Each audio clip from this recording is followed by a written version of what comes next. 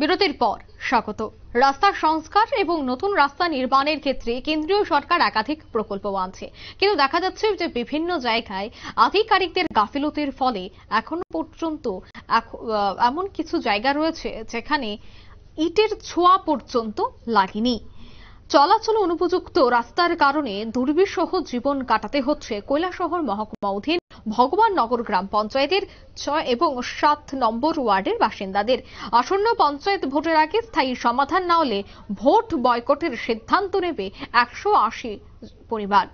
স্বাধীনতার পর বিভিন্ন রাজনৈতিক দল কেন্দ্র এবং রাজ্য সরকার পরিচালনা করছে। রাজ্যের ত্রিস্তরীয় পঞ্চায়েত নির্বাচন ব্যবস্থাতেও ক্ষমতার পালাবদল ঘটেছে বহুবার, তবে ভাগ্যের পরিবর্তন হয়নি বলেই জানাচ্ছেন গৌরনগর ব্লকের অধীন ভগবাননগর গ্রাম পঞ্চায়েতের বাসিন্দারা। চলাচলের একমাত্র রাস্তার বেহাল দশার কারণে বিপাকে প্রায় 180টি পরিবার।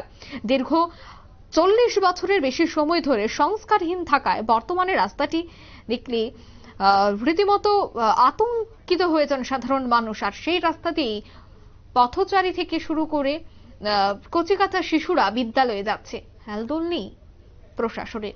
কি বলছেন সংশ্লিষ্টরা, কি অভিযোগ শোনাবো। আমার নাম নির্মল দাস, আমি ভগবাননগর 6 নং ওয়ার্ডের স্থায়ী বাসিন্দা।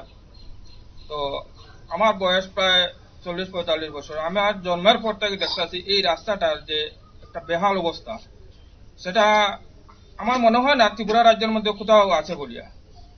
তো সেই নিরিখে আমরা এই রাস্তার এই বেহাল অবস্থা দেখে আমরা বিভিন্ন জায়গা বিভিন্ন দপ্তরে গিয়ে কথা বললাম, যে পঞ্চায়েত, বিডিও।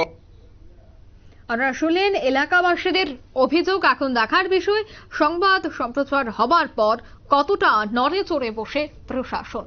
নিয়ে নিতে ছোট্ট একটি বিজ্ঞাপন বিরতি, সঙ্গে থাকুন।